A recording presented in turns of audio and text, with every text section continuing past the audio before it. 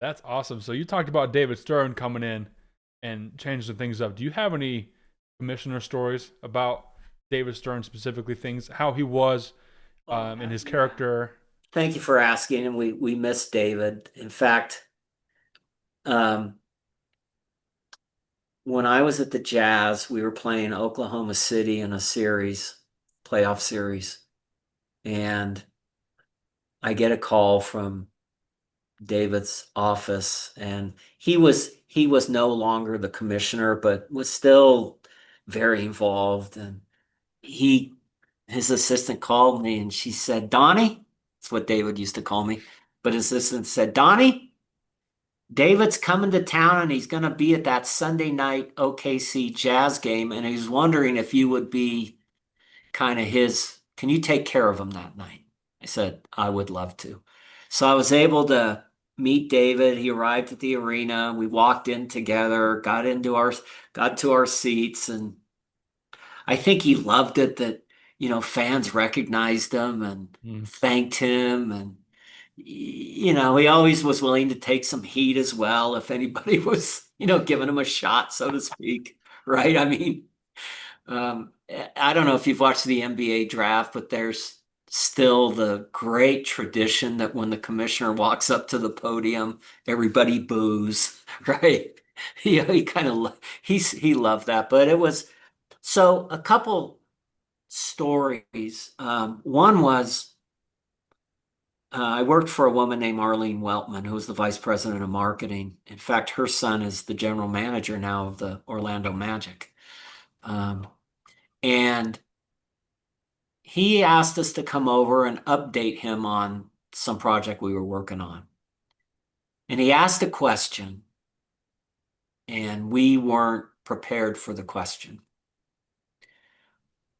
But we tried to bluff our way through with the answer. And he became volcanic in his anger that we were trying to bluff him and didn't have the information. And uh, I had one of those out of body experiences where we're sitting in his office, Arlene and myself, but I'm sort of now back in the air watching this conversation, and we are just getting blasted. Okay. And uh, it one, it was a very good lesson. If you don't have the answer, just say we don't have that answer. We don't have that information. Number two, it it was a testament to me of his passion for performance and good work. Mm. Okay. What you also learned in time was if he didn't care about you and really have a deep sort of affection for you, he would have never reacted that way.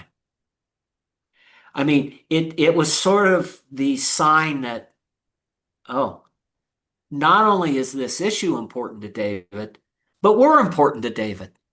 We're part of the team. We're part of the family. And sometimes you have to get in the face of your family members, which he did. And to this day, I never felt anything but love and affection from David Stern.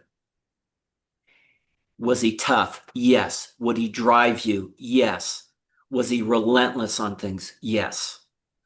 But there was this underlining love and affection that taught me a lot about how culture works and how great teams work.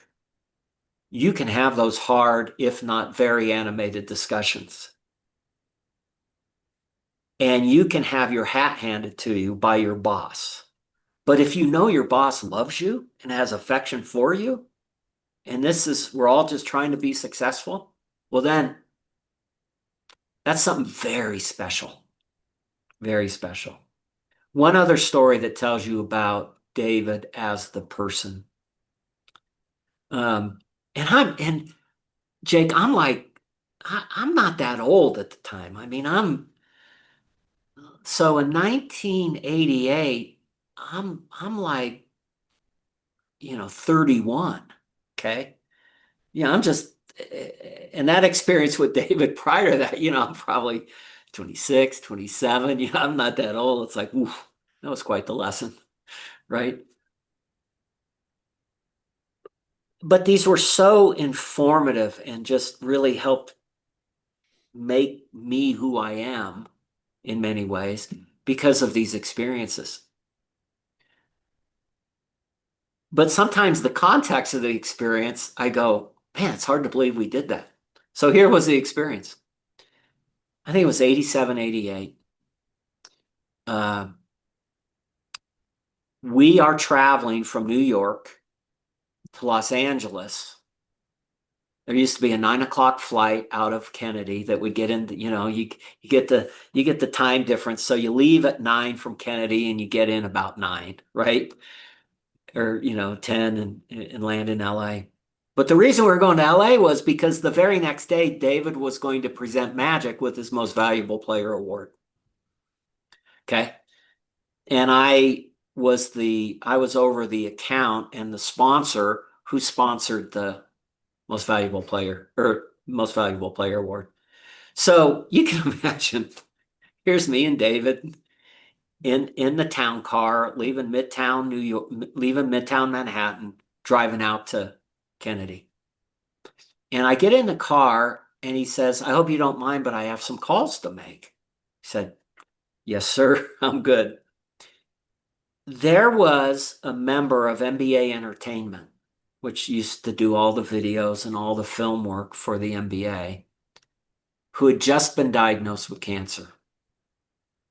What David did on the way from Midtown Manhattan to Kennedy was to reach out to oncologists trying to find the best and the brightest to say, one of my staffers just got diagnosed with cancer. Can he come see you? It's like, of all the things David could be doing, what he was doing was he was trying to help this staff member who had just been diagnosed with cancer to try to get him the absolute best medical care he possibly could.